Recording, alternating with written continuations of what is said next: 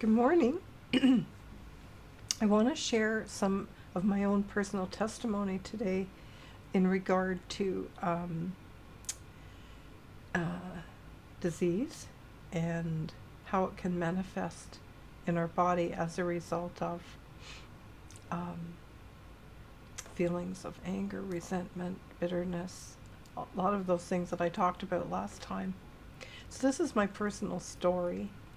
Um, when I read this book a few years ago, Dr. Henry Wright's book, and I'll show it to you again.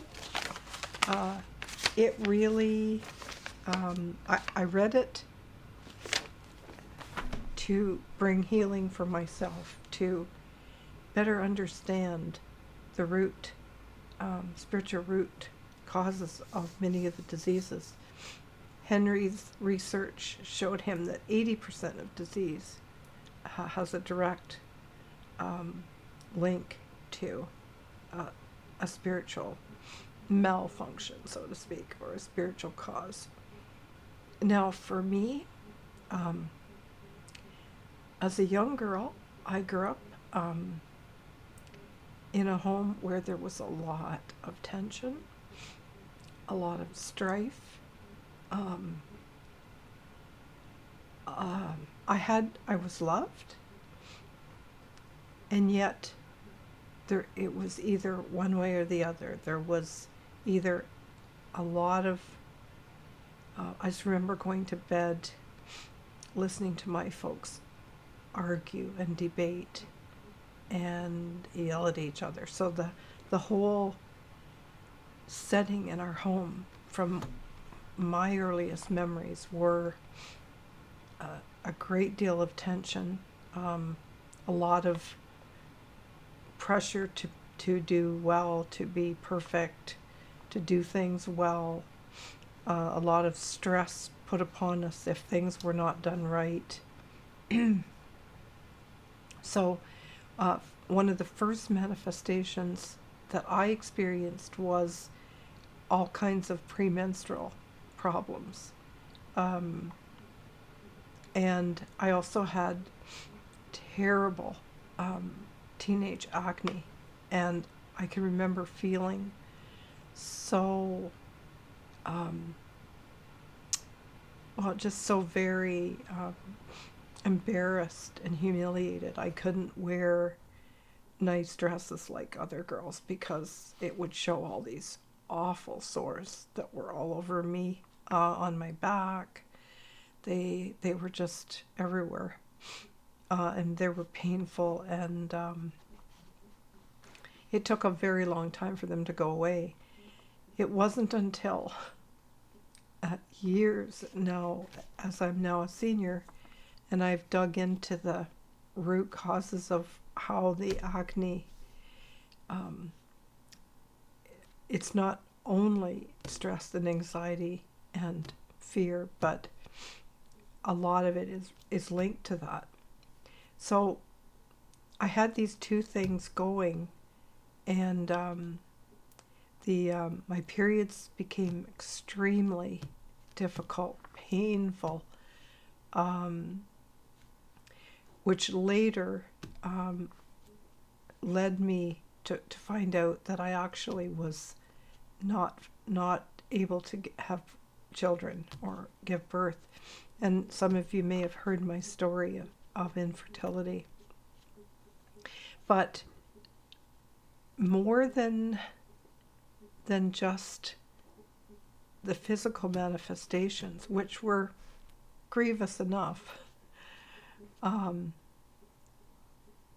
it made me realize that now that I'm much older, wiser, I have the knowledge and understanding, I was able to come to grips with letting go of all of that, forgiving my mom, and coming through to a better place, a better understanding, so that I was able to help. As a counselor, I helped many young women who also had difficult relationships with moms, and So, along life's journey, we don't always experience, um, well, I guess the better way to say it is we, we definitely have trials and tribulations, but I believe in my heart that God takes every one of those difficult things that happens to us and makes it, um, brings good out of it. He brings healing to us. He restores us. He teaches us. And He allows us to share those experiences with others so that we can help them maybe not go through all the things that we went through.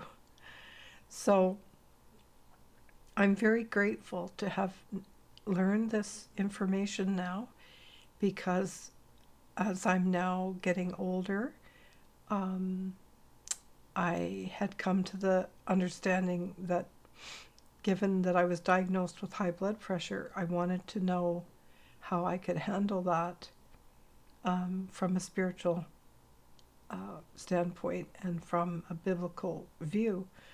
And so I'm going to be sharing some of that with you in the coming days. I have purchased Henry's book that specifically talks about the root causes of a high blood pressure.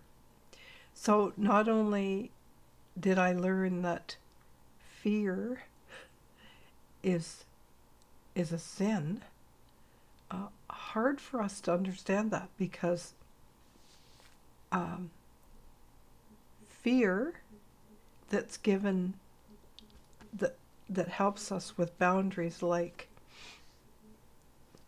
knowing to not touch a hot stove, or jump off a cliff, or drive recklessly. Those are all things those are natural responses that God, I think, puts within us so that we don't cause harm to ourselves. But when fear becomes out of control, then it can actually harm us. And that's really what he's talking about, because it becomes the opposite then of faith and trust in him. So I hope that's helpful to you today, and next time we'll talk about the roots of high blood pressure. And I know it afflicts many people, so I hope you'll tune in. So have a great Monday. God bless.